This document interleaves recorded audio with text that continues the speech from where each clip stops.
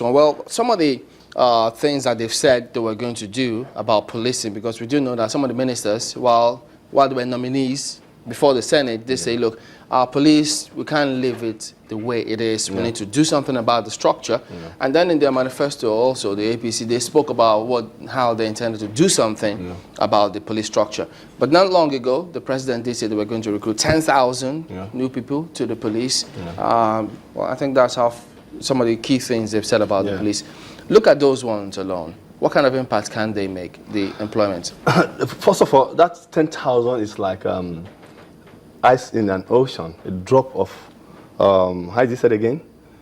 A drop of... a drop in the ocean? A drop in the ocean for that 10,000. You know, I just said over 170 million Nigerians being protected with just 350,000. And that 350,000, I'm going to tell you, I club sometimes.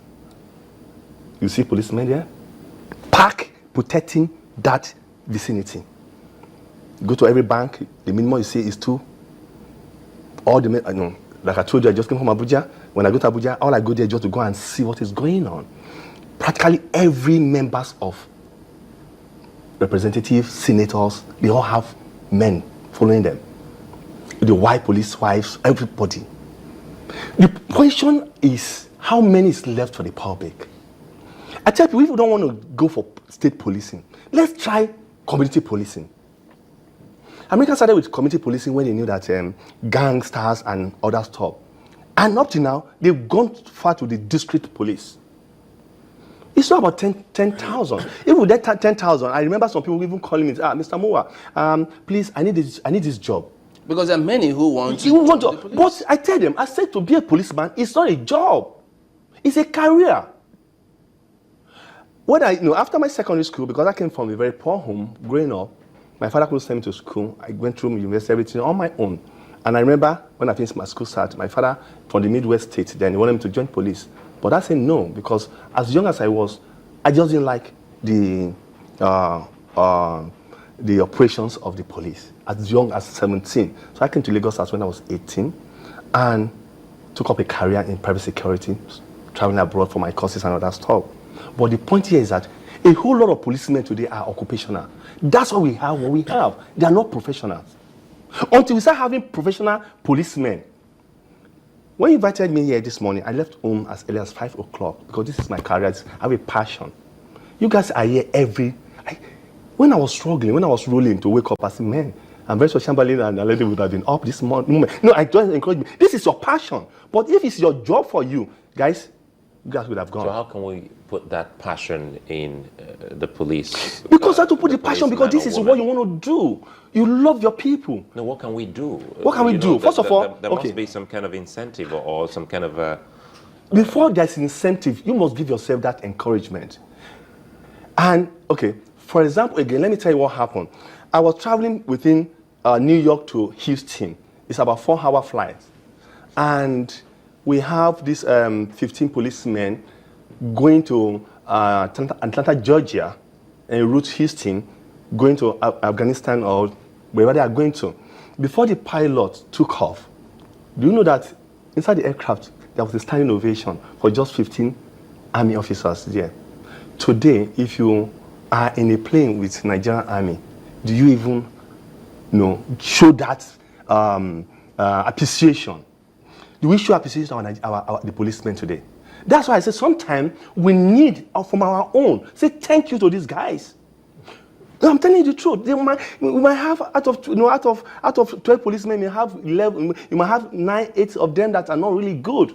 But we need to learn to show appreciation to them, not by giving them money. Let me add this so you could just add it to your train of thought. I mean, what do we then need to do practically to ensure that our police is capable of contributing immensely to tackling Boko Haram?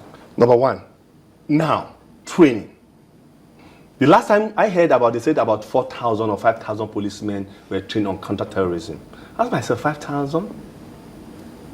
It's not enough. I know of my friend, he's based in UK. He came down to Nigeria to train. He went to about 4 different commands to come and train Nigerian police free of charge. And I remember I was part of that too. But I was concentrating on the public relation aspect of the police, because that's one area I knew that is zero. How important is that part? It's very important, because if police will tell you the armed robber, the kidnappers, all those guys out there, they are not witches and wizards to know. It is the people that will give the information. All those men and women that says on the street, they're already intelligent officers for us. But how can you see a policeman that is looking so angry, with gun cock, with swollen face, and you want to talk to that policeman? No! He's going to put out a smile. He's going to welcome you. He's going to tell you how you're doing. How many times do you see policemen going to the schools to even go and have, to go and have refreshment with the students, with primary school? You see today, a lot of children, you see them say, I'll call police for you now. The child runs. No. If that child have situation, he's going to run to the police on the street. Already, you have scared him with police. That police not is to not good. run away from the police, yeah, but that's run to the police for help. help. Run to the police first. I remember when we were growing up, police used to have sport day. And they invite students, invite all of us. Then that was those days that policemen were really representing Nigeria in the Olympic and other stuff. What stopped that today? Everything is not money. That's also everything we're doing when it comes to security is passion. Let me tell you, the first time I went to UK for to go study what a guard you need to do to become a guard.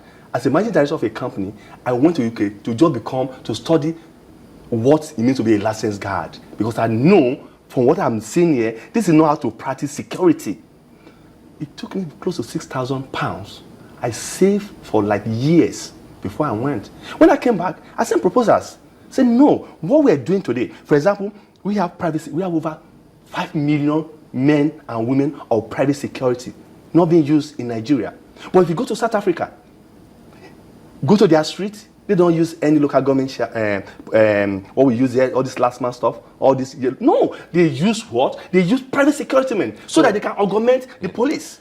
So you're saying that we need to see how we can leverage on that public-private partnership with police? As I'm talking right now, they have called us to tell us that they ban uses of amber light on our truck, because we go on patrol, go to location, for example. That's a private security. Yeah, private security. And I ask myself, how on earth will you do that? No. How on earth will you say a private security company should not use amber light to operate? See, so there are so many things when it comes to security in Nigeria. We just need to sit down, and for those of us in media, we need to keep talking. And I'm going to say this because it's an opportunity to say it. Security is not about government alone. Security is everybody's responsibility. I need to get the people on the street, my community, to love the police. Before we let you go, very quickly, how can the people, now you're talking about community police, and how can the community help in solving the menace of kidnapping? Yes, a lot. Today, if I walk into this community and you don't know me, you should be able to question me. But our attitude in Nigeria is not my business. If, for example, I live in a 4-bedroom, 4-block apartment, and you stay in one, and I stay in one, and I'm in my room and somebody is knocking at your door, it is my business to know who is knocking at Chamberlain's door. But here, we don't do that. Our attitude is always, it's not my business. And I keep saying, when it comes to security, it's our business. So, in community policing, if you live in an estate, for example, you need to know that, that you need to be part of your security team. You need to know what is going on. And you need to invite the policemen to come and walk around to see what is going on and tell them what is the situation. Then, one thing we must not forget is the issue of see something, you say something. That's the New York slogan. In Nigeria, I think we need to develop that. We don't need to see something and keep mouth shut. But we need to be sure that if we say something... Police have given us so many lines. Police have given us so many how to go to them. But unfortunately, if you see and say, do they go after it? Because I've seen a situation... Or do they go after you? Or they go after you. I've seen a situation where somebody was kidnapped, and at the end of the day, we went to the police. For 6 days, this person was inside the bush. The same kidnapper was calling with the same number, and nothing was done. When they asked for ransom from 15 million to 3 million, till they said they should go and draw the money, they called the police, nothing. The DSS was reported to, nothing. That's strange. That's strange. Because we have SARS and they normally Exactly. move for this kind of Yes. cases. It was the SARS that actually took the operation. You see, And no one traced the Nobody number. traced them. Nobody. They never changed they line. might, no, they might change number. And not till today, even after the operation, we let go. These guys will be emboldened that if for 6 days we carry an operation and we make 3 million on random pick, random, not that they say, okay, I know this guy is Richard, he's it's on television, it's on radio. They just see you on the street. Create a confusion where you come down from your vehicle and they take you off. Now, after reporting, I told myself after that incident, I'm on radio telling people that if you have a situation, call 767 or 112. But when you call, what happened? That's the point here. So we need to 767 response, don't they? they respond, yeah, they respond. And that's the problem we have between Ogun and Lagos State. This very Lagos and Ogun, because of the fact that you said my jurisdiction stop here and your jurisdiction starts here. As a result of that, this guy capitalized on that. So when they pick you from Lagos, straight to Ogun State. And when they enter Ogun State, that's because Ogun State has a landmass that is massive where they can keep those people. And by the time you go to the police, before the police say this and that, they've already finished the operation. So we really need to help the police, seriously. We need to, government, individual, good-spirited people. I know that, for example, in Lagos State, the over 4.7 billion was a mark for equipment and all that stuff. But I pray they use it well. And I pray again that the government will be on top of that equipment and the vehicle they give the police so that they can use it very well. It's not about just call the police. It's the police, do they have the equipment? Do they have the wherewithal to follow up? Well, that's a big question, and we'll anchor there. Thank you for coming on. Richard, I'm a security consultant. Well, we will be back in a minute. We've got another, the same focus actually, but a different perspective. Don't go away.